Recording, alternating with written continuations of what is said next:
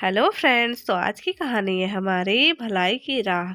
बहुत समय पहले की बात है। एक राजा अत्यंत विनम्र और दानी था। अपनी प्रजा से उसे बहुत प्रेम था और सदैव उसके सुख दुख का ध्यान रखता था।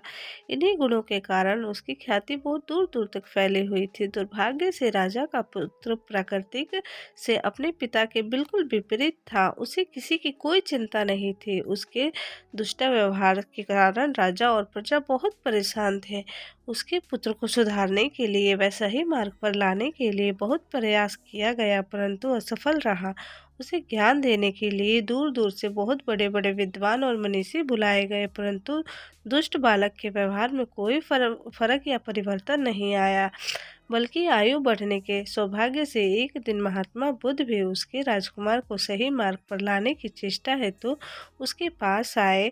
उन्होंने ना तो उसे डराया, न धमकाया, न बुरा भला कहा, बल्कि स्नेह से एक नीम के पौधे के पास ले गए और राजकुमार ने उस पौधे का एक पत्ता चखने को कहा।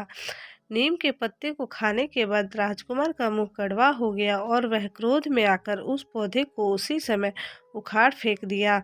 महात्मा बुद्ध ने उनसे कहा, राजकुमार, तुमने पौधे को क्यों उखाड़ कर फेंक दिया?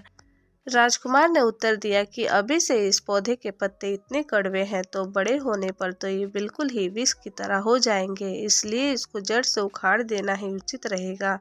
राजकुमार की बात सुनकर महात्मा बुद्ध ने गंभीर होकर कहा, तुम्हारे कड़वे व्यवहार से राज्य की जनता भी बहुत पीड़ित है। यदि तुम्हारी भी नीति जनता काम ले तो तुम्हारी क्या दशा होगी।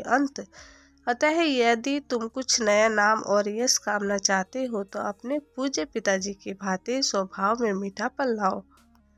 प्रजा प्रजा से स्नेह व्यवहार करो और प्रजा से स्नेह का व्यवहार करो और दुख सुख से उसका साथ दो। महात्मा जी की सीख को राजकुमार का गहरा प्रभाव पड़ा और वह अपने पुराने व्यवहार के लिए लज्जित होने लगा। उसी दिन से राजकुमार ने गंभीर परिवर्तन आ गया और दुष्टता त्याग करके भलाई की राह पर चलना प्रारंभ कर दिया। तो फ्रेंड्स, आज की कहानी अगर आपको पसंद आई हो तो प्लीज़ वीडियो को लाइक कर दीजिएगा और चैनल पे न्यू है तो चैनल को सब्सक्राइब कर दीजिएगा और बेल आइकन ज़रूर प्रेस कर दीजिएगा, क्योंकि जो भी मैं न्यू वीडियो अपलोड करूँ नोटिफिकेशन पहले आप तक पहुंच जाए।